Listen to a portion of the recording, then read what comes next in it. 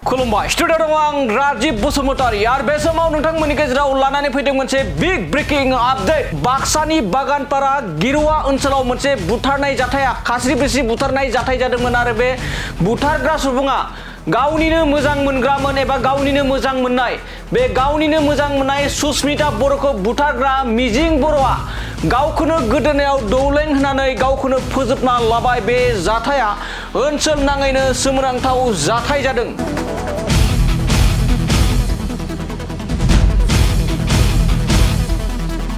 जाय जाथायाव सानै बर' सुबुंनि जिउ खहाना बुंनांगोन बाक्सानि गिरुवा सनापुराव मोनसे खास्रि बिस्रि बुथारनाय जाथाय जादोंमोन आरो बे जाथायानो जाहैबाय सुस्मिता बर' मुंनि सासे लाइमोनखौ गावनिनो मोजां मोननाय सेंग्राया 31 डिसेम्बराव गोदोनायाव हानानै गावनिनो मोजां मोननायखौ जिउ फोजोबदोंमोन आरो बे जिउ फोजोबग्रायाबो गावखौ गोदोनायाव दौलें लगायनानै जिउ फोजोबबाय। सुस्मिता बर'खौ बुथारग्रा मिजिं बर'आ गोदोनायाव दिरुं लगायना गावखौनो गाव बे समाव फोजोबना लाबाय होननानै बे समाव ब्रेकिं सफैदों।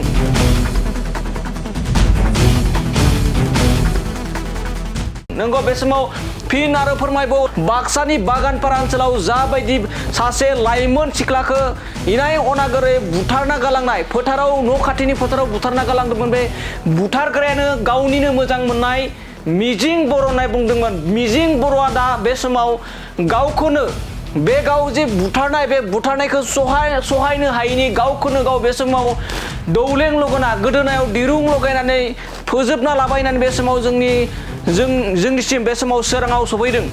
ঘটনাটো কি হৈছিল? ঘটনাটো এনেকুৱা মই তাৰমানে দুটা অলপ কম আছিল 1-2 মিনিটমান কম আছিল সেই সময়ত মোৰ পেচাব লাগি ফেলে মই তাৰমানে পেচাব কৰিব আহিম বুলি টৰ্চ মাৰি দিলোঁ কিন্তু এই বাৰান্দাত দক্ষিণৰ বাৰান্দাত তেখেতে তাৰমানে কি হৈ আছে খৈৰা দি আছে। কোন আছিল? দেখা পালোঁ হা কোন আছিল? এই মিজিং বড়ো মোৰ ভতিজা ল'ৰা। তাৰপিছত আপুনি কি কৰিলে? তাৰপিছত মই পুনৰ কি কৰিলোঁ মই তাৰমানে টৰ্চটো মাৰি ফেলে চাই মই পিছাই ফেলে আৰু পুনৰ তাৰমানে বিছনাত গ'লোঁ আৰু বহি থাকলোঁ আৰু সকলোকে মই ফোন কৰিলোঁ। ফোন কৰি ৰাইজৰ মানুহে আহি ফেলে এতিয়া ছাৰকো মাতলাক চালে এতিয়া এইখিনি কামটো কৰি থৈছে। আৰক্ষী আহিছিল? আৰক্ষী আহিছিল। আমি একো গম পোৱা নাই, আমি বিচাৰ কৰিহে আছিলোঁ আমি ৰাইজক লৈ ফেলে যিহেতু মই তেখেতৰ কিবা খুৰা আগতে কোনো দিনে দেখা নাই। দেখা পালেতো আমি কিবা এটা কৰিলোঁ হয়।